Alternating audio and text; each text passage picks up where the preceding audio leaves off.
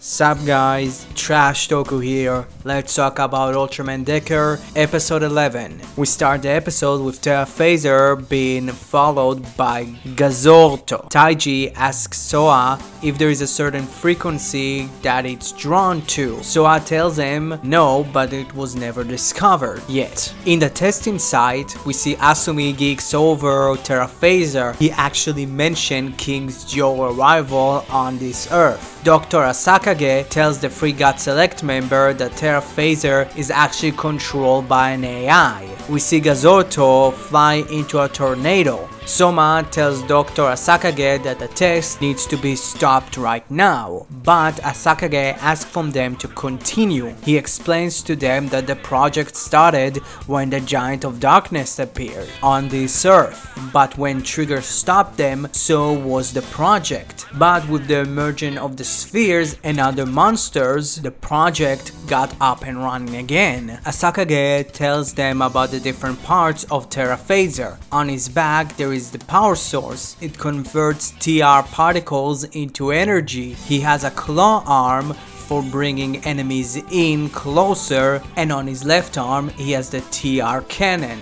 Great for long distance fights. Asumi asks him what's on his shoulders. He explained that this is the TR Mega Buster. It shoots a big one-hit kill laser. Before they can continue the test, a big cloud comes over the area, and with it, the monster Bassa. Dr. Asakage stops Asumi and Soma from fighting because he believes this would be the perfect testing ground for TERRAPHASER. In the command center, Taiji tells Soa that probably Goza and Bassa attacked TERRAPHASER because they are afraid of it, like Gomra and Def Dorago were afraid of the spheres. TERRAPHASER takes Bassa's attack and falls down, and when Bassa flies back up, it reveals that there are 4 more smaller Bassas. The 4 think about what they can do with the fallen TERRAPHASER. Soma looks at Hanjiro and tells them they can probably put Hanjiro inside of it. So they start running towards the fallen TERRAPHASER. The group of the smaller Bassas fly down and take with them Asumi while he passes Hanjiro, but he's able to transform into DECKER. I really like the gag of you think that it's regular giant-sized DECKER, but it's just a man-sized one. And Ichigo and Soma are as confused as all of us. He tells them to take care of Hanjiro and the TERRAPHASER while he takes cares with the Bassas. But when it looks like he's outnumbered, Ichigo and Soma come for his help. They fight the group of the smaller monster, and Dr. Asakage gets teleported inside of the TERRAPHASER with the help of DECKER, transforming into his miracle type. Hanjiro tells Asakage about his concern because he's an AI that wasn't meant to pilot a robot, but Asakage believes that they can do it. So when the bigger Bassa wakes up, the TERRAPHASER and it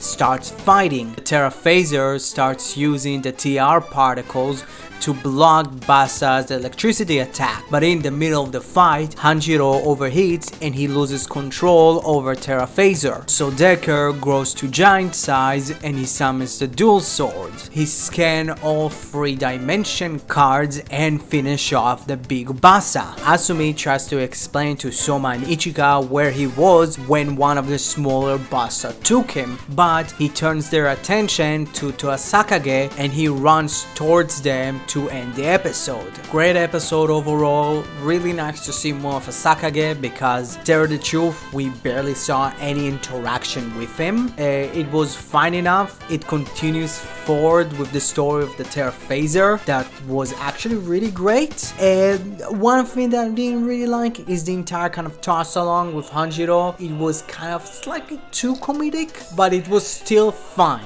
The episode was great in my opinion. Slightly weak, but good enough. But now let's talk about kind of a cool little news story. It's kind of funny, this is the first time that I'm actually covering a very big news story about Ultraman. Let's talk about Ultraman DECKER Dynamic Type. First of all, from the name you can clearly hear the Dyna influence, because when Dyna appeared on his Earth, May actually named him Dyna, being an abbreviation of dynamic.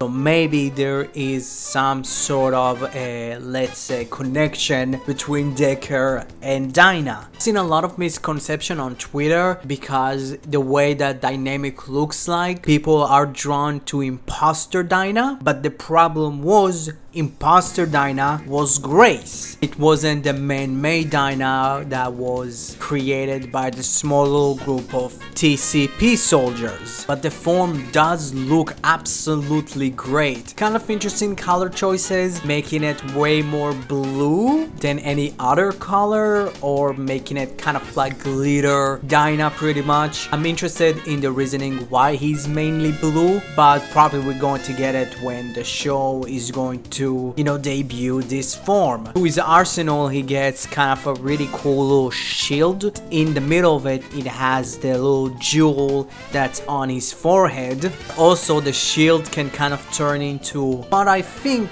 is supposed to be a melee weapon. So yeah, I don't know a lot about the form, how it's going to work.